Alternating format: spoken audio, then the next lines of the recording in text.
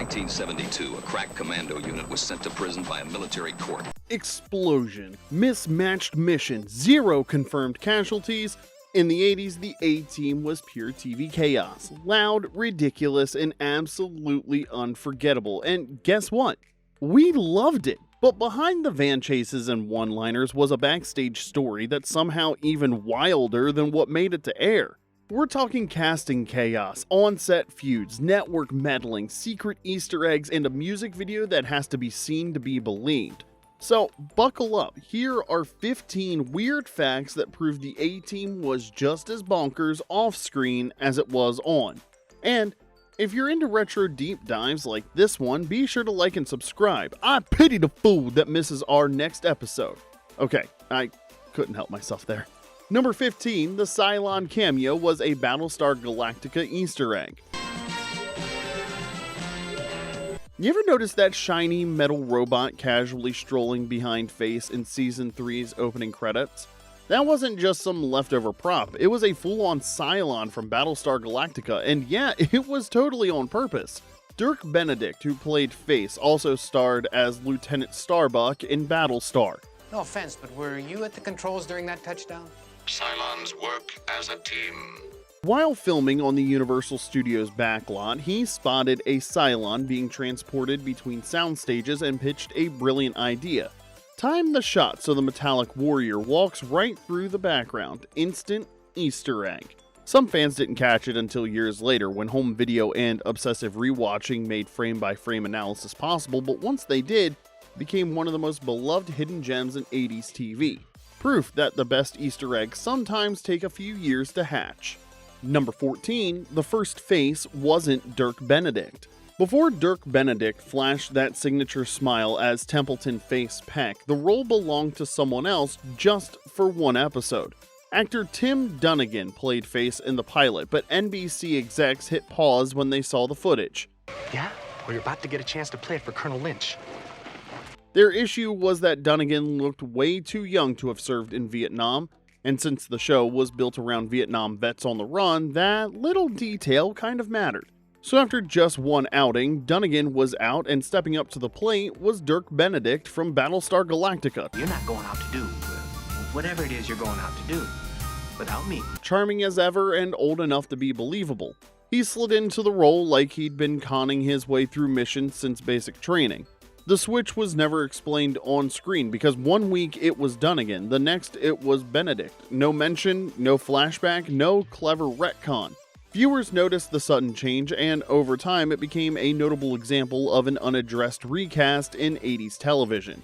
Number 13, there was more than one van. That iconic 83 GMC Vandura? It wasn't just one van, it was a fleet of tricked out lookalikes built for TV mayhem. And it wasn't even all black, contrary to what you might remember. The top section was actually metallic gray, but the mistake was so common, even the toy companies painted it wrong. The production used 8 different vans for different jobs. The spotless hero van got the glamour shots, while the stunt vans took the beatings. Continuity was a nightmare. Some had sunroofs, others didn't, and some had red GMC logos while others were blacked out after Season 2. In Season 3's The Bells of St. Mary's, Face jumps onto a van with no sunroof, then climbs through one in the very next shot. And when a van was headed for destruction, the crew sometimes swapped in a totally different ride, like a black Ford Econoline with red hubcaps painted to mimic those turbine wheels. Sneaky? Definitely. Convincing? Not really. And did we care? No. What started as a behind-the-scenes headache turned into something no one expected, a merchandising goldmine. Hot Wheels made miniature versions, Lego turned it into a buildable set, and there were remote-controlled vans, lunch boxes, posters, and even a 25-disc DVD box set packed inside a scale replica of the van.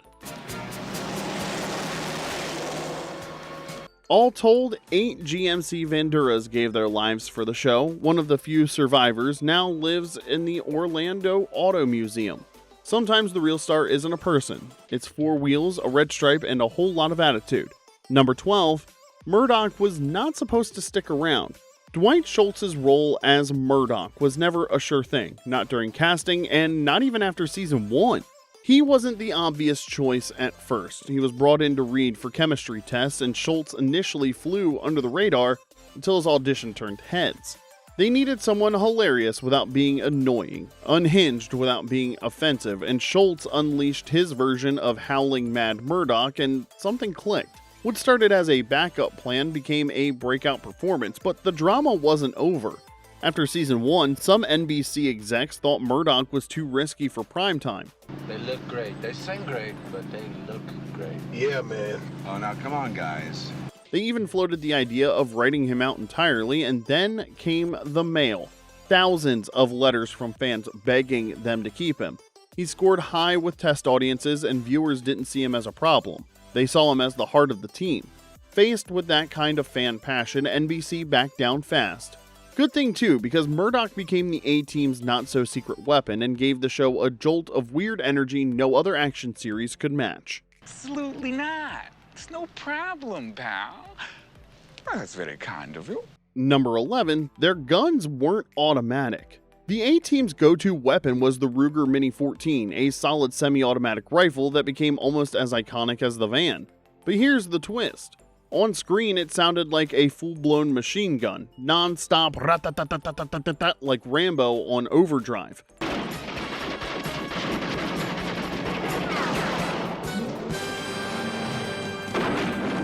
The truth, though, was pure TV trickery. The Mini 14 only fires one shot per trigger pull, so actors were told to pull that trigger fast. Then, in post-production, editors layered in automatic weapon sound effects to sell the illusion of full auto mayhem. Why go through all that trouble? Well, because it worked. It amped up the action, gave the gunfights a signature sound, and made the whole show feel bigger and louder than it really was. What you must do. First of all, you must have a weapon. Over time, the A-Team gunfire became instantly recognizable, proof that sometimes all it takes is a fast finger and some creative sound design to turn a weapon into an audio icon. Number 10, the A-Team was too violent for the UK. Seriously. In the United States, the A-Team was action TV you could watch with your kids. If you have a problem, if no one else can help, and if you can find them, maybe you can hire the A-Team. Explosions were constant, shootouts were non-stop, and there was zero confirmed body count. Every week looked like a war zone, but NBC had one rule: no on-screen deaths. So the producers leaned into it. Cars flipped, buildings blew up, guys got launched through flaming windshields, then crawled out, dusted off their jackets, and limped away. It was basically Looney Tunes with machine guns, and somehow totally acceptable in the US, but in the UK people freaked out.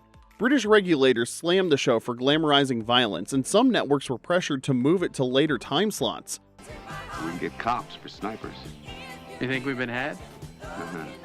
Tabloids warned parents, and politicians even debated it, so yeah, only on the A-Team could you level half of Los Angeles without spilling a drop of blood, then cause a full media meltdown in the UK. I love when a plan comes together. Okay, I promise that's the last one. Number 9, Murdock's full name is still a mystery. We knew him as H.M. Howling Mad Murdock, pilot, wildcard, sock puppet enthusiast. But here's the strange part. In the original series, we never learn his full government name. Not in the scripts, the credits, or even the merchandise. He's just Murdock. Murdock, what is with all the poetry? Yeah, I noticed that too.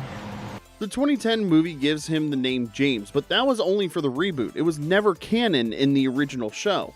In a team full of aliases and backstories, this guy stayed a mystery. But for the one member who flew helicopters, talked to invisible dogs, and maybe hallucinated entire missions, maybe that's exactly how it should be. Number 8, the theme song was by the king of TV themes.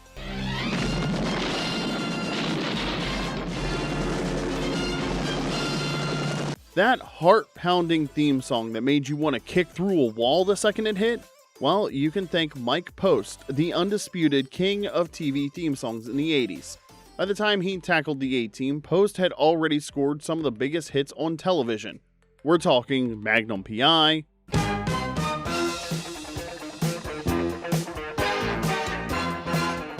Hill Street Blues,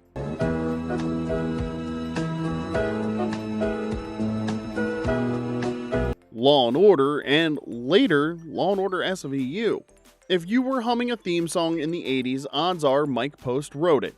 And the A-Team theme? Well, that was pure Post magic, baby. Driving percussion, unforgettable melody, and just the right mix of military swagger and Saturday morning fun.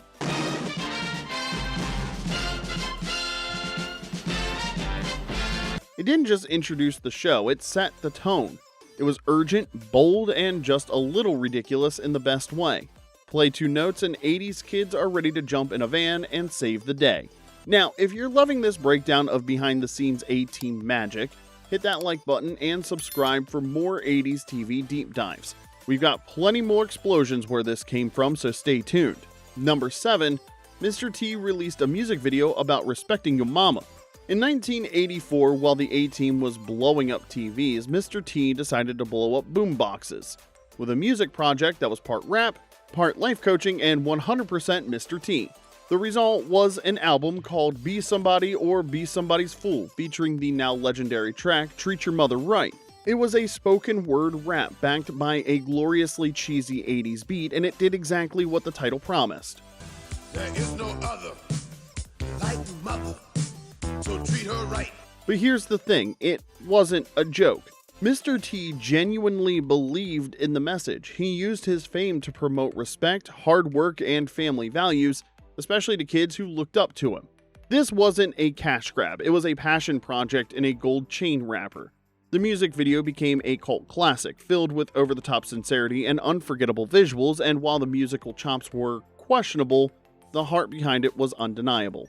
In a decade full of pop stars and posers, Mr. T managed to turn a rap about respecting your mom into a cultural moment, and cemented his role as more than just a TV tough guy.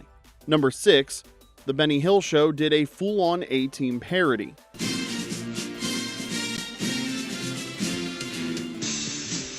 Want to know just how massive the A-Team was in the 1980s? Even British comedy legend Benny Hill dedicated an entire sketch to parody it. Hill created the B-Team, a slapstick-filled fever dream that spoofed all the main characters with a kind of ridiculous physical comedy that made Hill famous.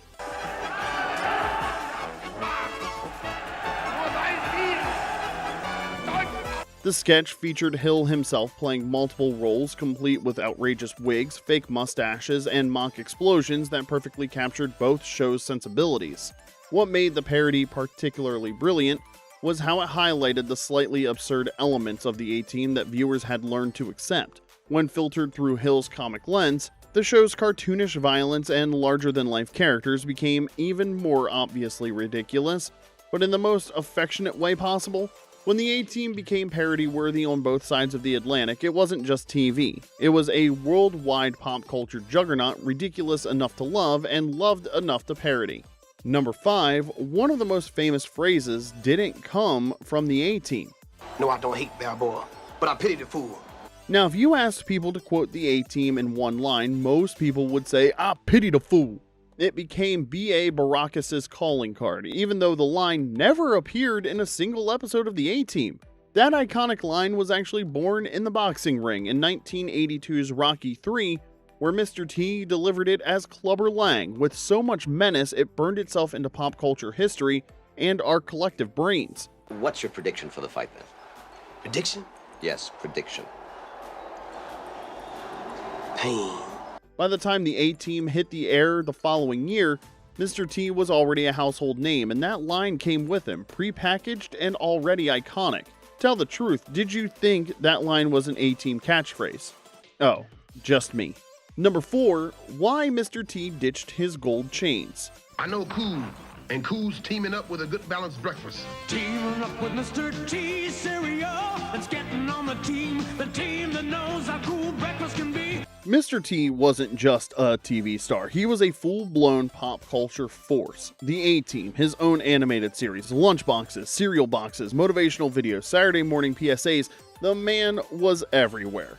With his gold chains, his mohawk, and that unmistakable glare, Mr. T became one of the most recognizable figures of the decade.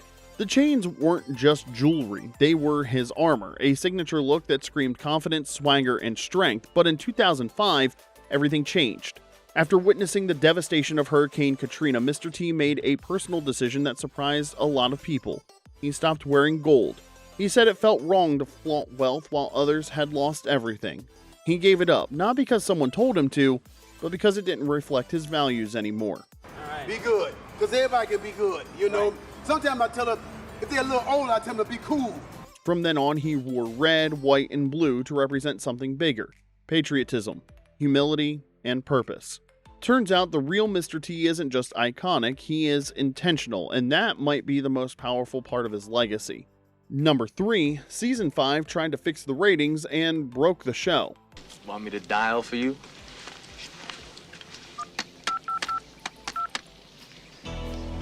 By Season 4, ratings were starting to slide, so NBC panicked and gave the A-Team a full-blown makeover. In Season 5, the team finally got caught, but instead of facing a court-martial, they were recruited by a shadowy CIA figure played by Robert Vaughn. Suddenly, the whole Soldiers of Fortune on the Run premise was scrapped in favor of Black Ops missions and global espionage.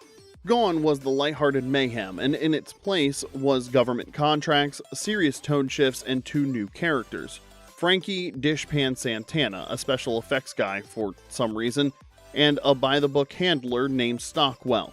Your career is on the skid, Santana. But because of your help, we're going to take care of your father's medical needs, etc. It felt like a completely different show wearing the A-Team's clothes. Fans who loved the original formula of wrongly accused vets helping regular folks didn't follow the new direction. The heart, humor, and DIY chaos was all gone. The chemistry was off balance and the ratings crashed. Season 5 became a textbook case of network overcorrection, proof that trying to fix a hit show can sometimes destroy what made it great in the first place. Number 2, the iconic prop was just for show. One of Hannibal's signature moves was lighting up a Victory cigar, and unlike what many fans assumed, it wasn't just for show. Sure, pal. Here. Have a cigar. Off camera, George Peppard was actually a cigar enthusiast. He had his own collection and personally brought cigars to the set. In fact, it was his idea to make them part of Hannibal's persona, a calculated touch to emphasize the character's cool confidence and theatrical flair. The result was a puff of celebration that became as iconic as the plan coming together. Peppard's conviction sold it so well that the cigar became a defining image of the show, proof that sometimes an actor's personal flair can light the spark for a legendary character quirk. That's the way it's done in the majors. Number 1, bad blood on the set. On screen, Hannibal and BA were brothers in arms. Off screen, however, let's just say it wasn't exactly a love fest. George Peppard was old school Hollywood, classically trained, serious about the craft, and used to being the biggest name in the room. With films like Breakfast at Tiffany's and The Blue Max under his belt, he expected discipline, hierarchy, and respect. I can't believe you did this. I mean, that car must be worth a fortune. Then came Mr. T, a pop culture tidal wave with gold chains, charisma, and catchphrases. He rocketed to fame overnight, and his larger-than-life persona quickly started to overshadow the rest of the cast, including Peppard. That didn't sit well. And to be fair, Mr. T wasn't the only one Peppard had issues with. He reportedly clashed with every major female co-star too. At some point, you've got to wonder if maybe the common denominator was George. Anyway, Peppard allegedly resented the attention Mr. T received, especially since he lacked formal training. Mr. T, for his part, bristled at the old-school pecking order and felt boxed in by Hollywood egos. Writers and directors reportedly minimized their shared scenes as tension simmered behind the scenes. Watch closely and you'll notice Hannibal and BA rarely share meaningful dialogue, especially in later seasons. This man's a pothead, Hannibal. He's high on smacked or speedballing or something. He wear them glasses so can't nobody see his eyes. Still, you'd never know it from the episodes. That's a credit to the actor's professionalism and the editors who made it all look seamless. Turns out, editing really can make the impossible look like teamwork. So, there you have it, 15 weird A-Team facts. How many of them did you know, and did we miss any? Let us know in the comments section below, and be sure to like and subscribe for more deep dives into the shows that defined our childhoods.